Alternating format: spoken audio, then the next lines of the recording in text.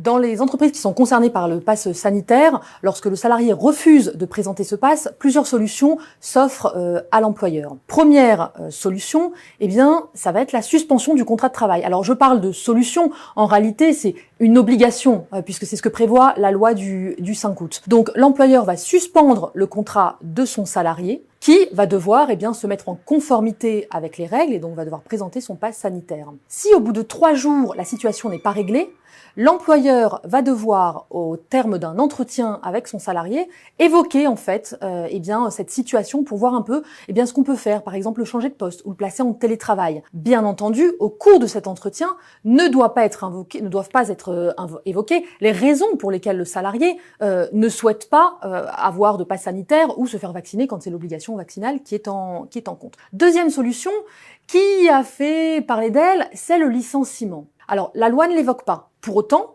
l'employeur est parfaitement libre de licencier un salarié qui ne présente pas un pass sanitaire. Je veux dire, c'est son pouvoir de gestion, c'est son pouvoir de sanction, il fait comme il le souhaite. On peut évoquer le licenciement pour des organisations, mais aussi, à mon sens, le licenciement pour faute, puisqu'en ne présentant pas de pass sanitaire, le salarié contrevient la loi, et donc commet une faute. Troisième alternative, les congés payés, ou les RTT, que l'employeur et le salarié, bien sûr, peuvent décider d'un commun accord.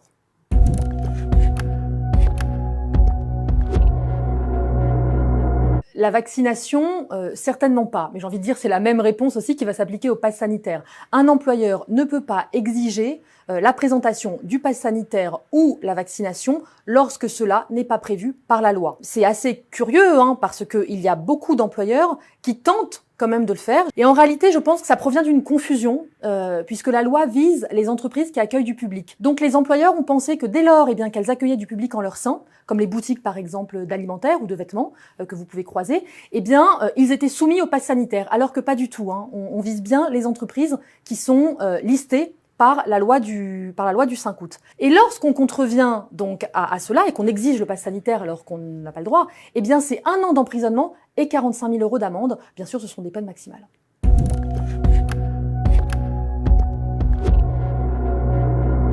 L'annulation d'une décision administrative a un effet rétroactif. Alors, ce qui veut dire que les salariés dont le contrat de travail a été suspendu pourront réclamer à leur employeur un rappel de salaire, puisque justement, l'arrêté préfectoral n'est censé jamais avoir existé.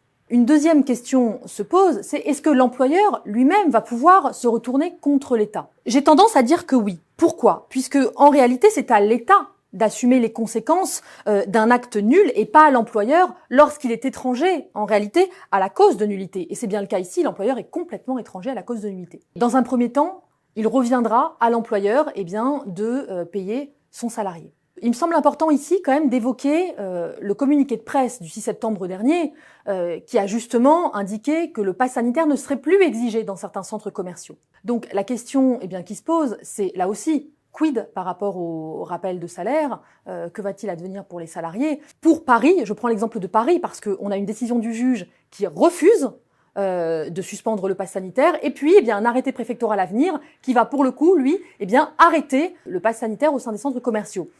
Pour ces salariés-là, ils ne pourront pas demander de rappel de salaire, tout simplement parce qu'il n'y a pas eu de décision de justice qui vient suspendre le pass sanitaire dans les centres commerciaux.